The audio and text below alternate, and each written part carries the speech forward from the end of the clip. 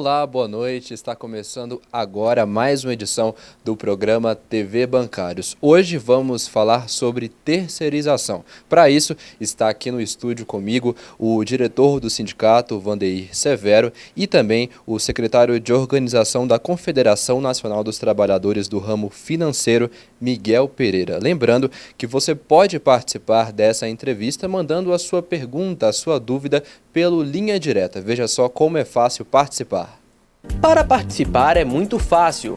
Basta acessar o site do Sindicato dos Bancários e clicar no ícone do programa. Na página de exibição, você irá encontrar o Linha Direta. Coloque o seu nome e a sua dúvida.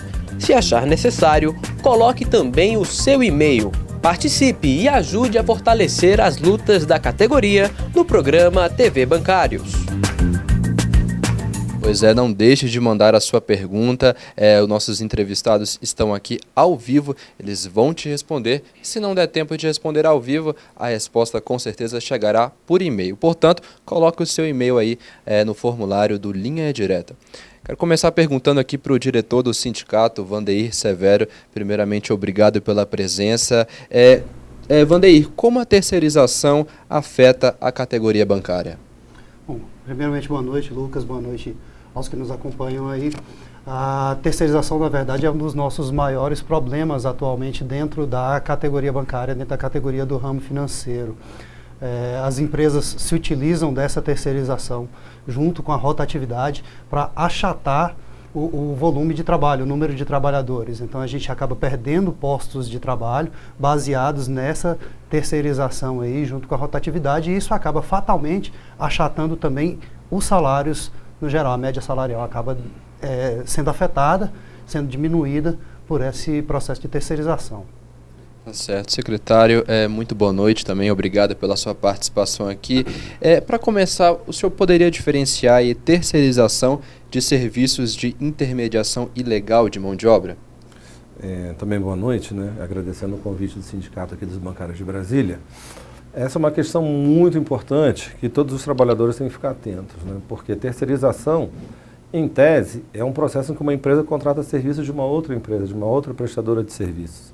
E no Brasil, a terceirização está sendo utilizada desde o começo, quando chegou no Brasil, para substituir mão de obra. Então, na verdade, ela não é um processo de relação entre empresas, e sim de substituição de mão de obra. Então, a terceirização com esse viés de redução de salário, de substituição de pessoas, como o Vandeir estava dizendo, é o que campeia nas relações de trabalho. Então, se tem subordinação, pessoalidade, habitualidade, onerosidade, tem a relação de emprego aí definida pela CLT.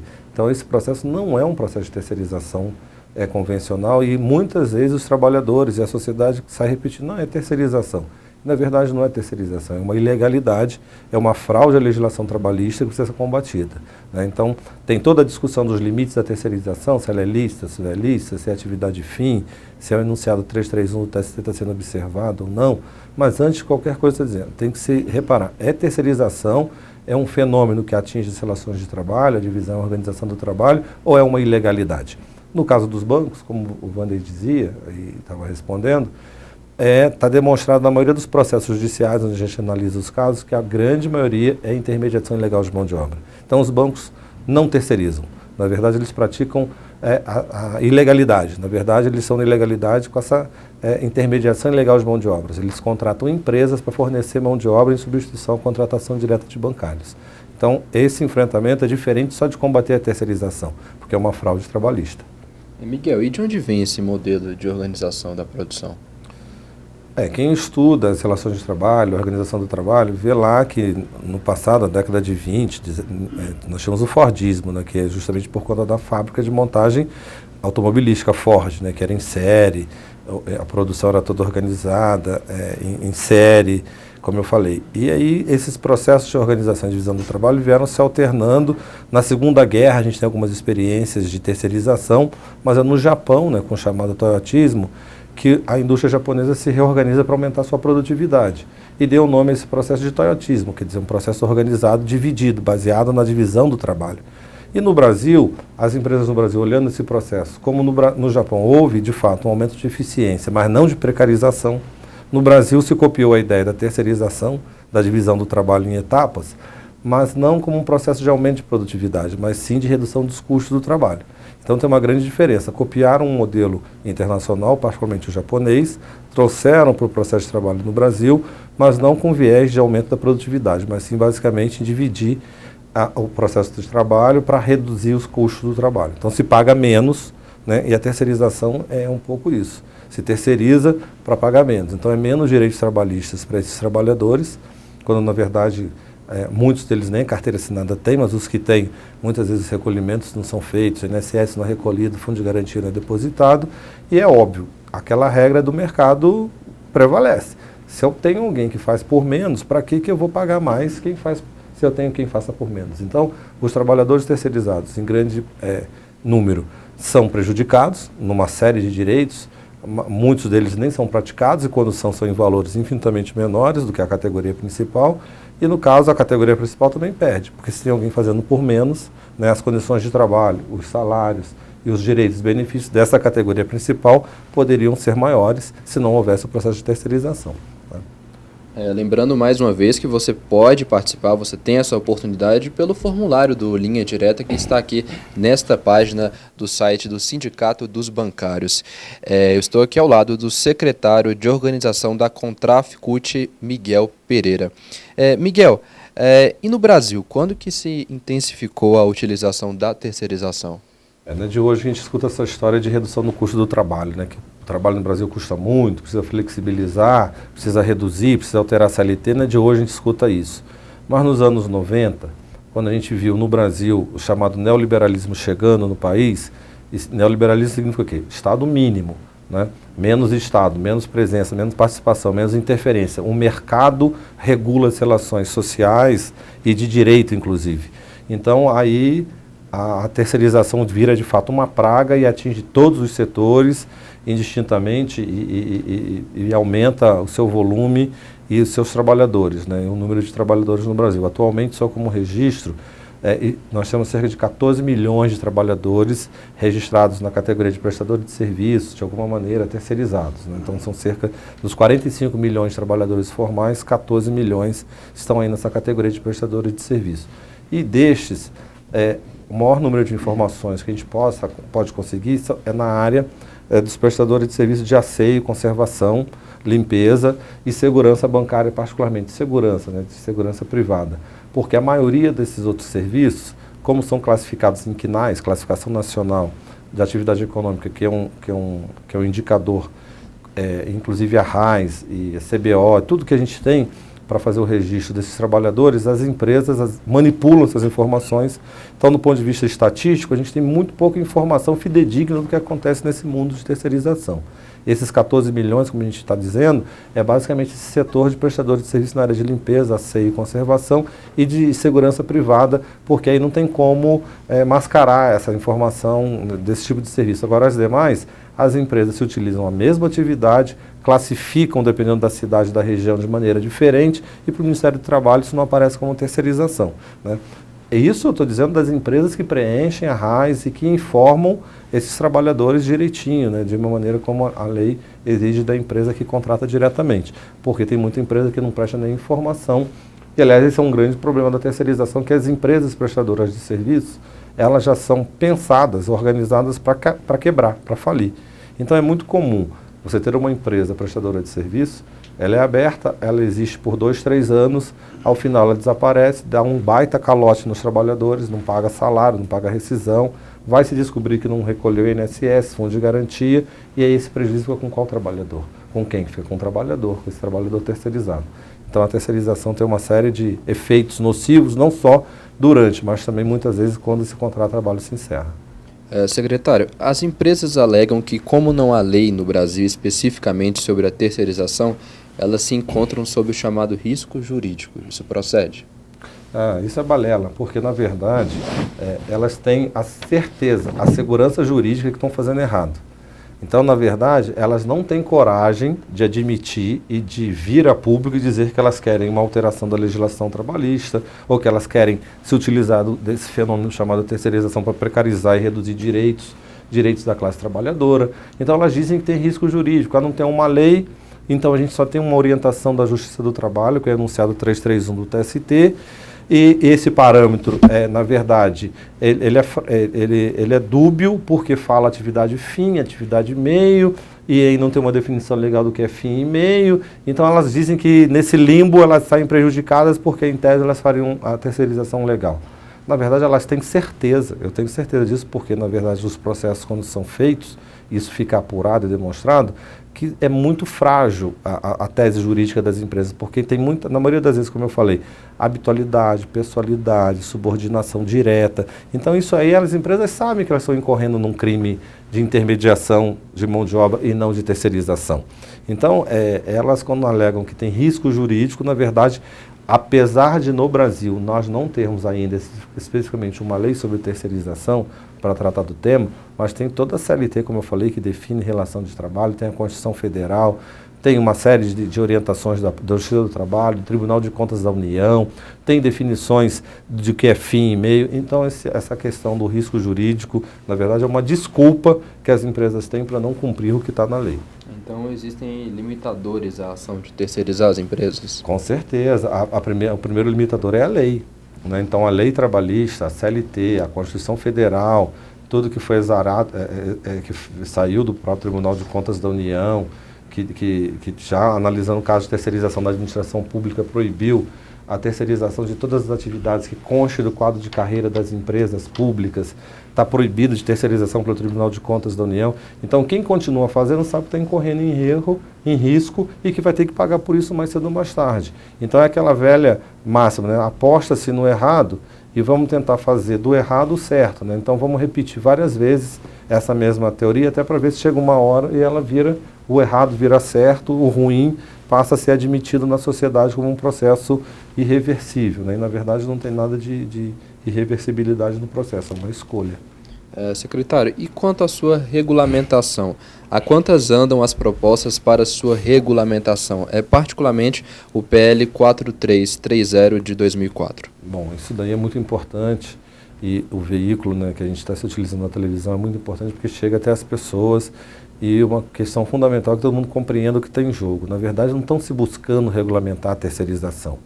Porque esse processo é de 2004 e as primeiras versões desse processo, desse PL, desse projeto de lei, tentava tratar da relação entre empresas. Começava até dizendo que era a relação civil entre empresas para prestação de serviço. O PL 4330 ele é expresso, ele é explícito ao dizer que ele trata mesmo da relação de terceirização, da relação de pessoas nesse processo de terceirização. Que hoje, à luz da legislação e da Constituição Federal de hoje, é um assinte, um absurdo que seria inadmissível. A princípio seria inconstitucional esse PL 4330. Mas esse 4330, na verdade, a intenção de quem o formula no Congresso e o defende é uma revisão da própria CLT. A gente diz que vai rasgaria-se a Constituição, rasgaria-se a CLT, a consolidação das leis do trabalho. Por quê? Possibilitaria, se o PL 4330 fosse aprovado, tratamento diferenciado entre os trabalhadores. O contratado diretamente pela empresa tem uma gama de direitos. O prestador de serviço terceirizado poderia, na forma da lei, ter direitos completamente diferentes, trabalhando ombro a ombro, fazendo a mesma atividade. Então nós teríamos bancos sem bancários, com alguns bancários, outros trabalhadores dentro do banco sem ser bancário, fazendo a mesma coisa, ganhando salários completamente diferentes, agências sem gerentes. Ao invés de gerente, seria um corretor de vendas de produtos financeiros, por exemplo, um gerente para controlar a produção desses corretores. Então, a lei poderia, o projeto 4330 prevê esse tipo de possibilidade. Ele, com muito esforço, com muita mobilização das entidades sindicais, a Contraf, os sindicatos, o de Brasília, a CUT, ano passado foi uma luta vitoriosa. Nós vencemos uma etapa porque esse projeto entrou na pauta de votação no primeiro semestre de 2013, então se nada tivesse sido feito, já era para estar aprovado, isso que a gente está dizendo que seria o fim dos direitos dos trabalhadores, já estaria consagrado. A gente conseguiu interromper essa votação, fizemos uma audiência pública no plenário da Câmara e muitos parlamentares que não tinham a dimensão do problema tomaram ciência do que na verdade tratava aquela proposta, do que trata o PL 4330 e ele ficou suspenso. Né? Então ele está na ordem, na fila de votação, não foi apreciado em 2013, 2014 ano eleitoral, é pertinente, nós estamos muito preocupados, porque agora que passou o primeiro turno das eleições, os parlamentares, entre aspas, no final dessa legislatura não têm compromisso, os que perderam não têm compromisso com mais nada, os que estão chegando também, que vão chegar logo de cara, a gente não sabe a que veio, mas a gente está muito receoso que esse projeto possa ainda ser tentado ser colocado em pauta de votação agora, ainda no mês de novembro, porque em dezembro de novo volta-se o recesso das férias, final de ano. Então nos preocupa e todos nós estamos alertas porque essa proposta, esse PL, pode voltar à pauta. Ele está parado, mas na verdade foi uma grande vitória que ele era para ter sido aprovado ano passado e a gente conseguiu impedir que isso acontecesse com muita mobilização, com muita pressão. A Câmara dos Deputados foi fechada para nós, foi interditada, segurança, o tempo todo, durante a tramitação na Comissão de Constituição e Justiça, nós éramos impedidos de entrar no Congresso Nacional. Então foi com muita luta, com muito esforço dos sindicatos do país todo, que a gente conseguiu barrar o 4330. E essa luta a gente tem que estar com ela pronta, porque a qualquer momento ela pode ser necessária voltar para a cena, né? Porque eles podem tentar aprovar agora no final dessa legislatura. A verdade, Lucas, é que o PL 4330 não está vencido ainda. E ele está lá, está em voga, e como o Miguel falou, ele pode voltar à tona a qualquer momento, para ser votado a qualquer momento.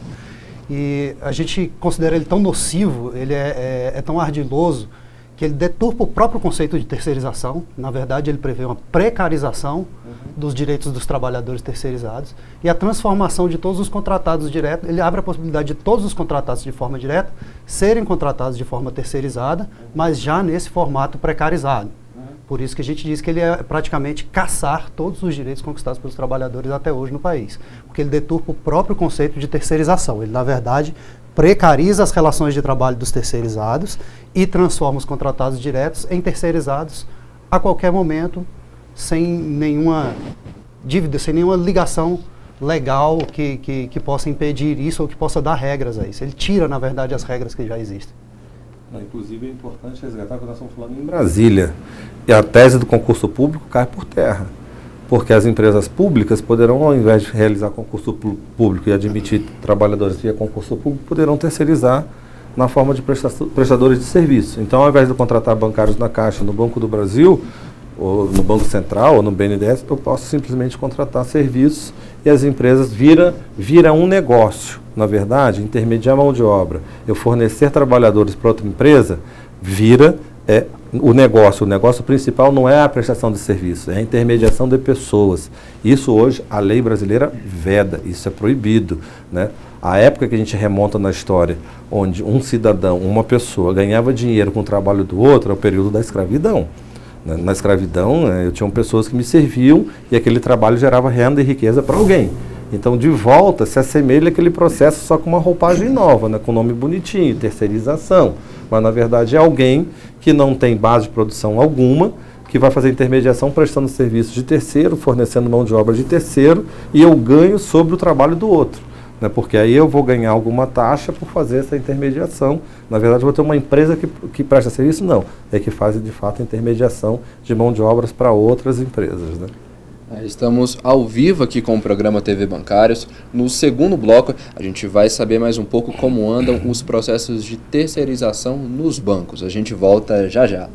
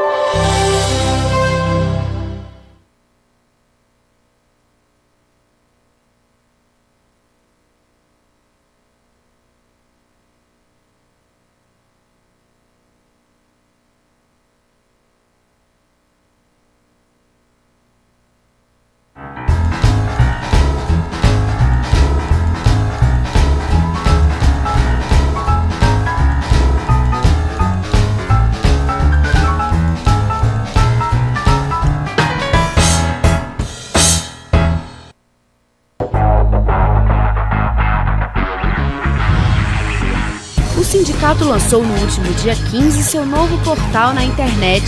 São muitas novidades para os bancários e bancárias. Além do layout e conteúdo que valorizam as imagens de capa em 3 tamanhos diferentes, foi desenvolvida uma versão exclusiva para celulares, o que mantém os trabalhadores cada vez mais conectados com a entidade. Outra novidade é que o site passa a ganhar a denominação de portal. Assim, funciona como aglomerador de uma série de outros sites ou subsites dentro e também fora do domínio do portal. Você, trabalhador, também possui acesso à TV Bancários, no menu do topo do site, além dos acordos coletivos e dos principais informativos produzidos pelo sindicato. Acesse o portal e confira as novidades tanto pela internet quanto pelo celular. Sem eles, não tem crédito para o financiamento agrícola. Sem eles, não tem crédito para o financiamento habitacional. Sem eles, não tem crédito para o financiamento de veículos. Sem eles, não tem crédito para a produção industrial. Sem eles, as filas aumentam. Sem eles, o dinheiro não circula. Sem eles, o Brasil para. Junte-se aos bancários na luta por mais contratações, menos filas, mais crédito, menos juros. Sindicato dos Bancários de Brasília.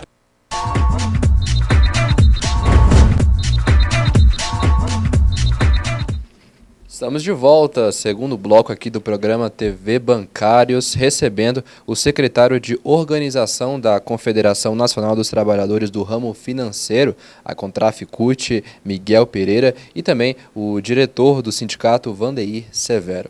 Vamos abrir o bloco aqui com uma pergunta enviada pelo Linha Direta do presidente do Sindicato dos Bancários, Eduardo Araújo. Para você, Miguel, o presidente deseja boa noite e fala o seguinte: companheiro Miguel, você pode falar sobre o que aconteceu no México? Boa noite, Araújo, um abraço. O companheiro Araújo está hoje em São Paulo, lá assinando a Convenção Coletiva Nacional dos Bancários, de 2014-2015, por isso que não pôde estar aqui conosco. Bom, mas no México, a época que a gente estava fazendo esse enfrentamento no começo do ano passado, aqui no Congresso Nacional, para impedir a aprovação do PL 4330, nós tivemos uma atividade e nós recebemos bancários de outros lugares do mundo e da América Latina, obviamente. E tinha uma companheira do México que nos prestou um depoimento, foi à Contraf, fez uma entrevista nessa atividade e foi muito pertinente, porque no México teve um processo muito parecido de liberalização da terceirização. Né? Tem países no mundo que não admitiram a terceirização ou admitiram com restrições. A França, a Espanha, o Equador colocou na Constituição Federal dele terminantemente proibindo a terceirização. Mas no México não. Né? No México, como o México infelizmente virou o quintal dos Estados Unidos, e para isso, para as empresas americanas se instalarem no México e ser mais rentável o processo de exploração no México, foi aprovado um projeto bastante similar com esse do Brasil, alterando e autorizando a terceirização total. E essa companheira bancária do México, ela relatava que o banco que ela trabalhava tinha cerca de 6 mil funcionários, né, antes do projeto de lei. E depois de 6 meses não tinha mais nenhum. Então, isso que o Vandeir dizia, que gradativamente os bancários e os trabalhadores, de um modo geral, que são contratados hoje, diretamente pelas empresas como a Direito, serão substituídos por prestadores de serviços, terceirizados, eventuais, temporários, foi o que aconteceu no México. Esse banco que ela trabalha hoje, no depoimento dela, ela deixou gravado, não sobrou nenhum trabalhador. Então tem uma empresa que, obviamente, hoje, se olhar o resultado, deve ser mais rentável, deve ser mais lucrativa para a empresa e para os seus acionistas, mas que não contribui em nada com a sociedade mexicana, porque não gera nenhum posto de trabalho mais qualificado, melhor remunerado, com mais direitos. São todos terceirizados, prestadores de serviços, e o contrato de trabalho desses trabalhadores é todo aviltante, na verdade, né? Porque a gente tem também os trabalhos no Brasil, as pesquisas com as informações que nós temos, comparativamente o trabalho que era feito numa agência bancária, dentro de um banco por um bancário, e quando esse trabalho vai para fora, vai ser feito por um trabalhador contratado, prestador de serviço. Então a gente já comparou diversos acordos coletivos, a gente já comparou as condições de trabalho. Então, para começar, a jornada de trabalho da categoria bancária são 6 horas de segunda a sexta. Esses trabalhadores geralmente trabalham de 8 a 10 horas por dia, muitos deles aos sábados e muitos aos domingos. Então, assim, só de jornada 30% a 40% superior à da categoria. No caso da Caixa Econômica, particularmente, que o Vandeir é funcionário da Caixa Econômica, a maioria dos prestadores de serviços da Caixa, os lotéricos, ganham em média 25% do piso da categoria, dos empregados da Caixa. Então, terceirizar é um baita negócio para a empresa que terceiriza e um baita negócio para a empresa que terceirizou, porque ela faz justamente para reduzir os direitos trabalhistas e os gastos com a folha de pagamento, né? Só é ruim para quem? Para o trabalhador, esse trabalhador terceirizado que faz o mesmo que o outro faz, né? Sem ser considerado, sem ter um enquadramento sindical adequado, correto, sem ter o cumprimento dos direitos da convenção coletiva. São efeitos assim que vão para além desse que a gente está apontando, né? Até quando a gente discute a própria questão da antropologia do direito, a sociologia do direito, enquanto cidadão, ele é como se fosse um cidadão de terceira categoria, de menos direito, sem identificação, sem ter uma definição de enquadramento. Ele não é mais um engenheiro, ele não é mais um médico, ele não é mais um bancário, ele não é um professor, ele é um terceiro, né? A pessoa já fala constrangida, já se sentindo menos, porque a sociedade o vê assim e a empresa, ou as empresas, o trata dessa maneira. Um exemplo importante, no caso da Petrobras, já aconteceram, né, mortes no ambiente de trabalho da Petrobras com trabalhadores. A cada 10 mortes, isso é estatístico do Ministério do Trabalho, do Ministério da Saúde, a cada 10 mortes no trabalho, 8 envolvem trabalhadores terceirizados. Por quê? Porque são investimentos em normas de segurança, em treinamento, em qualificação. Então a terceirização está matando os trabalhadores no Brasil de um modo geral. Tem setores que muito mais. Então, mas nesse segmento, o que acontece? Como a gente estava dizendo, e voltando à questão do México, se terceiriza para reduzir os direitos, para se reduzir os salários. Então a gente não pode admitir essa possibilidade aqui no Brasil. E até porque não se justifica, né? Crescimento econômico, a 7ª maior economia do mundo. Agora que o país começa a experimentar um crescimento, que a gente discute crescimento e deve ser substituído por desenvolvimento econômico, porque não nos interessa que o país apenas cresça, precisa ter desenvolvimento econômico, que o lucro das empresas, que essa produção que cresce, que essa riqueza que é produzida a partir do trabalho dos brasileiros tem que ser dividida com quem? Com a classe trabalhadora, gerando mais pós-trabalho, de melhor qualidade, com melhor remuneração. Então a terceirização é uma das formas de roubar toda essa oportunidade dos trabalhadores, porque a gente vai voltar lá numa premissa anterior, onde qual a referência que os trabalhadores terão? Salário mínimo. Não, você é engenheiro, mas você vai ser contratado na condição de prestador de serviço, qual a referência? Salário mínimo, que ninguém poderia trabalhar no Brasil sem observar o salário mínimo, mas as condições dadas seriam aquelas pactuadas da empresa com esse novo trabalhador. Ah, mas o quadro de carreira da empresa? Não existe mais quadro de carreira da empresa, porque o PL 4330, por exemplo, admitiria essa possibilidade de ser completamente, o trato ser direto com aquele trabalhador de maneira diferenciada. E pior, porque o 4330, na defesa, a gente já falou um pouquinho aqui dele, na defesa que o deputado Sandro Mabel, que é o autor desse projeto, ele faz o seguinte, que é para proteger os trabalhadores. É engraçado que não avança em nada na proteção dos trabalhadores terceirizados. E ele coloca algumas questões que, por exemplo, é para aumentar a produtividade, para aumentar a especialização do trabalho. À medida que eu contrato uma empresa terceira, em tese é porque aquela empresa tem mais know-how, tem mais especialização do que eu próprio. Então eu vou ter menos, eu vou gastar menos energia com aquilo que não seria meu foco da minha atividade. Pura mentira. Por quê? Porque o próprio projeto, na sequência, autoriza as subcontratações. Então eu posso terceirizar para a tua empresa e você repassa para um quarto, que repassa para um quinto, que repassa para um sexto, sem limite. Então onde está a busca da qualidade, do aumento da produtividade por aumento da especialização? É o contrário. Fica evidentemente claro que o processo é para reduzir custos de trabalho, de onde? Tirando o direito do trabalhador, reduzindo os direitos dos trabalhadores. Então a questão do México caiu como uma luva à época, porque a menina veio aqui e deu depoimento. Não, no México, repercutiu na Câmara dos Deputados, foi muito interessante, porque o deputado Berzoini, à época, pegou essa nota que divulgamos no site da Contraf e leu na sessão da Comissão de Constituição e Justiça, ele à época integrava a Comissão de Constituição e Justiça, o depoimento dessa bancária do México, que relatava, olha, eu era empregada bancária 6 meses atrás, hoje o meu banco não tem mais nenhum trabalhador após a aprovação de um projeto idêntico a esse que se discute no Brasil. Secretário, os correspondentes bancários são tipos de terceirização? O que fazer nestes casos? Claro, a terceirização, assim, os bancos, nessa discussão dos limites, que a gente já tratou aqui, que existem limites, um deles é o enunciado 331 do TST, que fala que não pode se terceirizar atividade fim, somente as atividades meio relacionadas aquelas atividades que requeriam algum tipo de especialização, mas o que os bancos até então preservavam, o relacionamento com o cliente, era uma atividade que ele preservava para os bancários fazerem com seus clientes.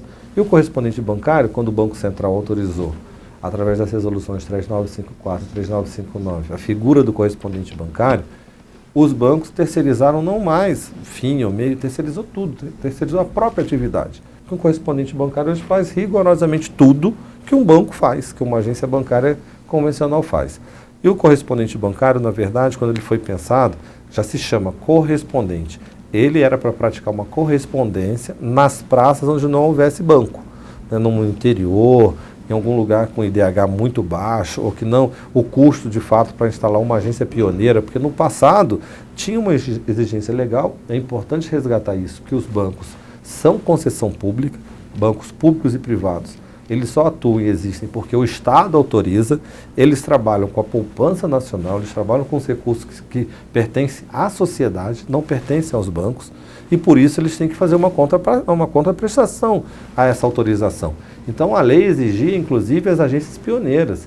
Né? O banco não quer abrir uma agência lá porque é pouco rentável?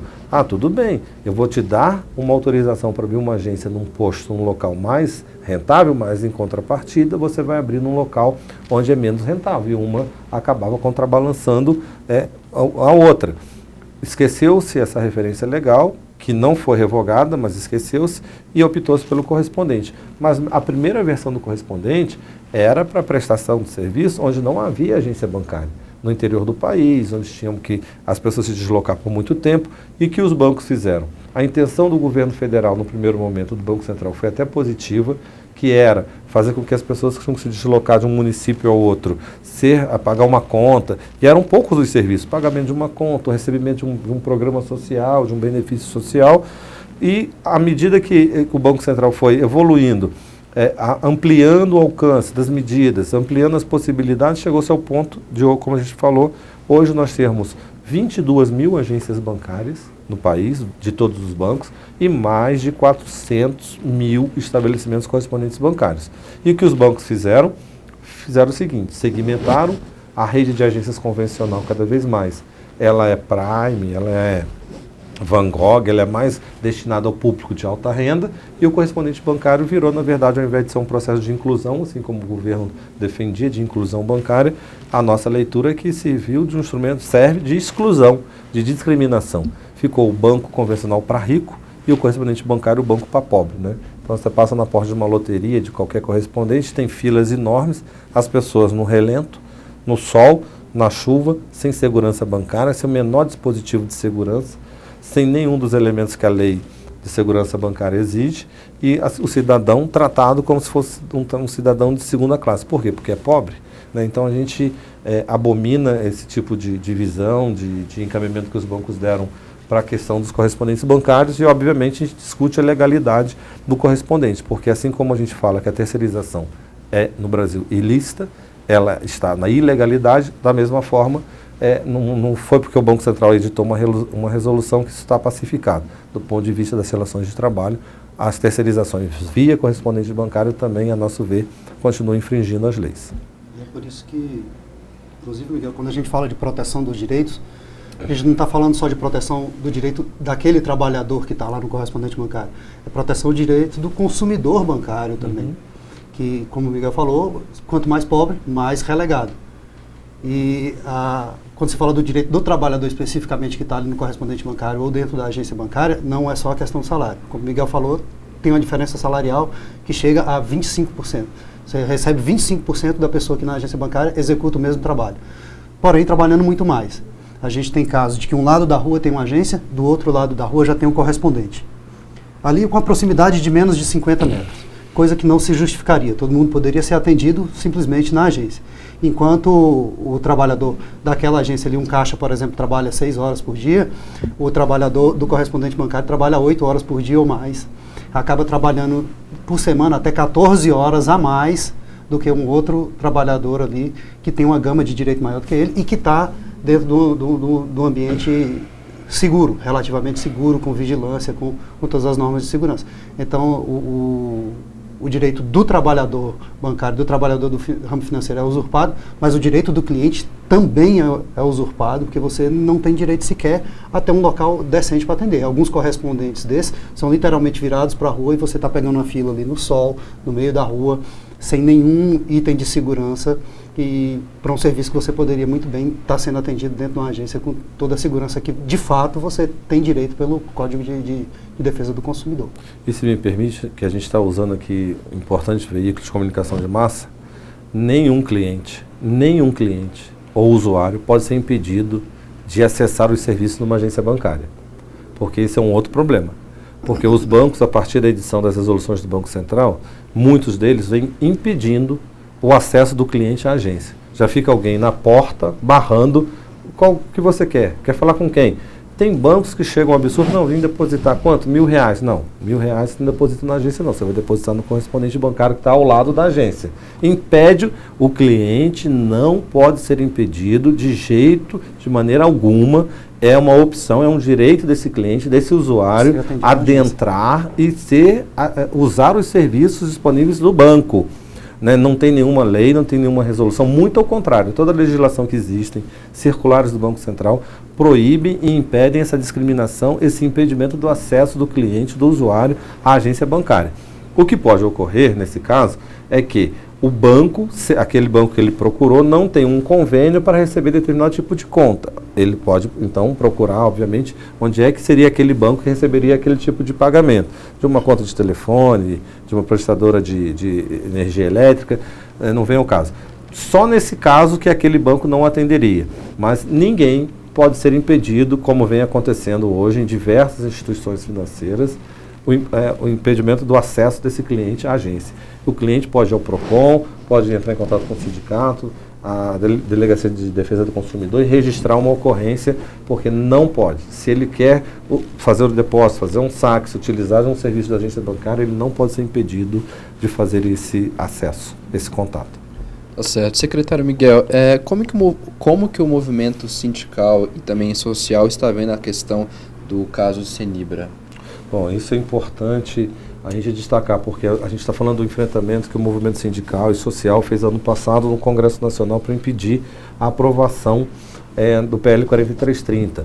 Mas nesse ano, em maio desse ano, o Supremo Tribunal Federal recebeu um recurso, a princípio negou o andamento do recurso, mas depois, revendo, o ministro Luiz Fux admitiu a possibilidade, no embargo de declaração dessa empresa Cenibra, que é uma empresa de celulose de Minas Gerais, e o fato é que o Supremo está para analisar pela primeira vez a constitucionalidade de um processo de terceirização por uma empresa. O argumento da empresa é que não existe uma legislação no Brasil específica de terceirização, então se não tem uma lei que defina e que proíba, então se não proíba, se não é proibido, ela poderia terceirizar sim. E a Cenibra perdeu em todas as instâncias da Justiça do Trabalho, na Vara do Trabalho, no TRT Mineiro, no TST, que são as instâncias da Justiça do Trabalho, perdeu que considerou como terceirização ilícita, devendo desfazer a terceirização e contratar diretamente os trabalhadores. Então, pela primeira vez, o Supremo Tribunal Federal vai analisar um caso para analisar e dizer, é constitucional ou não é constitucional terceirizar sem limites? Poderia ou não poderia a Cenibra fazer esse processo de terceirização? E tem um detalhe que o ministro Luiz Fux e o STF concedeu a chamada repercussão geral. Então, o que for julgado nesse caso vai valer como referência para todos os demais casos de terceirização que o judiciário brasileiro está analisando no momento. Então, assim, o movimento sindical, o movimento social, os operadores do direito, todos que trabalham com essa questão, com essa temática, que sabem dos riscos, do problema da precarização que a terceirização representa, estão bastante apreensivos com essa questão, porque se o Supremo vier a considerar constitucional a terceirização no Brasil, por quê? Porque um outro argumento também que eles dizem, que a empresa se utiliza, que é a questão da legalidade, o princípio da legalidade. O TST não poderia limitar o direito, a livre iniciativa da empresa se organizar. Isso é verdade, é um princípio constitucional da livre iniciativa. Mas tem um outro princípio constitucional que se equipara, que equivale, que é o valor social do trabalho. Então a sociedade brasileira é organizada a partir da organização do capital, livre iniciativa, mas no mesmo peso, na mesma balança, o valor social do trabalho. Caso o STF venha considerar constitucional a possibilidade da terceirização total, a nossa leitura é que a Constituição Federal para os trabalhadores será rasgada e jogada no lixo. Miguel, nesse cenário, o que está sendo feito pela Contraf, CUT e as demais centrais e também neste momento aí de eleição, essa disputa entre dois projetos, PT e PSDB, interfere de alguma forma? Não, com certeza. Primeiro que a gente conseguiu construir uma articulação muito grande em torno do tema, no mundo sindical e na sociedade. Né? Então, essa preocupação, que na verdade ela é a base de organização da sociedade, né? Os direitos dos trabalhadores, uma sociedade com os trabalhadores empobrecidos, interessa a quem? Então não interessa só a sociedade. Então quem veio para esse debate, a gente conseguiu avançar bastante. Uma proximidade com a academia brasileira, que estuda a questão das relações de trabalho, com a ANAMATRA, Associação Nacional dos Magistrados da Justiça do Trabalho, o Ministério Público do Trabalho, que faz todas as inspeções e vai ao local de trabalho e vê as mazelas, as doenças, as mortes, a precarização que o processo de terceirização traz. Então a gente conseguiu um arco de alianças que a gente tem feito essas ações conjuntas para o Supremo Tribunal Federal, para repercutir no Supremo, dentro do Congresso Nacional, em todos os espaços a gente conseguiu construir uma frente. Então foi muito importante a mobilização dos trabalhadores, obviamente, mas essa articulação com todas essas frentes é um processo que a gente vem consolidando e dando passos para demonstrar para a sociedade, de fato, o prejuízo que significa. E é importante, para concluir essa nossa fala, que a gente está num momento eleitoral. No momento eleitoral se confrontam projetos políticos. Né? E a gente viu o projeto, particularmente da Marina Silva, que escreveu textualmente a favor da regulamentação da terceirização total. Nós denunciamos isso aos bancários. E, para resgatar a história, esse processo de regulamentação da terceirização do 4330, ele sucede o 4302, que é de autoria do PSDB, que é a autoria do Fernando Henrique Cardoso. Então, os trabalhadores que estão aí agora nos assistindo, reflitam sobre isso, porque o que está em confronto e na disputa agora são dois projetos muito diferentes. Né? E o projeto PSDB, que é o que está aí representado no candidato Aécio, claramente, textualmente, já demonstrou iniciativa deles, o 4302, que foi arquivado a pedido do presidente Lula, à época do presidente Lula, são frontalmente contrários à classe trabalhadora. Então, nesse momento, tem que ficar atento, porque já perderam até o pudor. Estão escrevendo que, se eleitos, vão regulamentar a terceirização. Então, isso, os trabalhadores precisam receber esse recado, ficarem claros, porque, na verdade, vai ser o fim dos direitos dos trabalhadores, rasgar a CLT, as convenções coletivas de trabalho, vai jogar por terra os últimos 50, 60 anos de história de organização e luta da classe trabalhadora no Brasil, e isso a gente não pode deixar de anunciar, que os candidatos não dizem no palanque, mas está na plataforma eleitoral dos candidatos. Faz muita diferença. Está escrito lá, quem quiser só verificar. Secretário, a gente está chegando ao final da edição de hoje do programa TV Bancário. Suas considerações finais, por favor. Não, muito obrigado porque um dos papéis importantes que nós temos que fazer enquanto movimento sindical, movimento social, é levar esclarecimentos às pessoas. A maioria da sociedade não fica sabendo dos melindres, dos meandres, do andamento dessas questões nas casas legislativas, nem do impacto, né, que essas medidas vão ter. Como eu falei, o deputado Sandro Mabel anuncia por aí a quatro ventos, dizendo, não, é muito bom, vai proteger. Mentira. Então, assim, é muito importante esse tipo de espaço, esse tipo de iniciativa, para esclarecer cada vez mais, trazermos mais pessoas a essa discussão. E não adianta muitas vezes se conquistar numa convenção coletiva agora, a gente acabou de ter uma série de conquistas dos bancários, se está em risco é a própria sobrevivência das categorias organizadas, a luta de classe, a luta dos sindicatos, porque tudo vai ser desmontado, né? A começar dos próprios sindicatos, né? As categorias e na sequência os sindicatos. Se não teremos mais bancários no futuro, todos serão substituídos por terceiros, não teremos mais os sindicatos bancários, por exemplo, com a força que tem hoje, porque será uma infinidade de categorias terceirizadas, né, pulverizando a atividade bancária para todos os lados, perdendo força dos sindicatos, perdendo força dos trabalhadores. Então, o nosso papel principal é esclarecer, levar essas informações, e aí tem que ter o projeto político alinhado. Não adianta ter essa clareza e votar errado, que no caso aqui, particularmente, é o projeto do Aécio, que defende essa regulamentação sem limites. Vandeir, suas considerações, por favor, e também quais são aí os avisos aí para os bancários que estão nos assistindo? Bom, agradecer a participação do Miguel, que trouxe aí todos os esclarecimentos.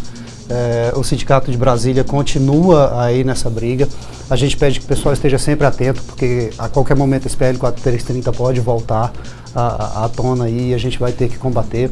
O sindicato, enquanto busca aí, na verdade, incluir todos esses trabalhadores do ramo financeiro dentro da mesma convenção coletiva de trabalho, sofre esses ataques que podem, na verdade, tirar os bancários, que é quem já estão nessa convenção. Então a gente pede aí a todos os trabalhadores, não só os bancários, mas todos os trabalhadores do ramo financeiro também, que são os trabalhadores que estão nessas empresas terceirizadas, que estejam atentos, que a gente vai continuar nessa briga, a gente vai continuar nessa luta aí, para conseguir, na verdade, não só barrar essas duas ações, uma no Congresso e outra no STF, mas para também trazer essas pessoas para dentro da Convenção Coletiva de Trabalho. Tá certo, quero muito agradecer a presença aqui do diretor do sindicato, Vandeir Severo, e também do secretário de organização da Contraf, Miguel Pereira. Lembrando a você que na próxima segunda-feira, às 7h30 da noite, teremos um novo encontro em mais uma edição aqui do programa TV Bancários. Até lá, tchau!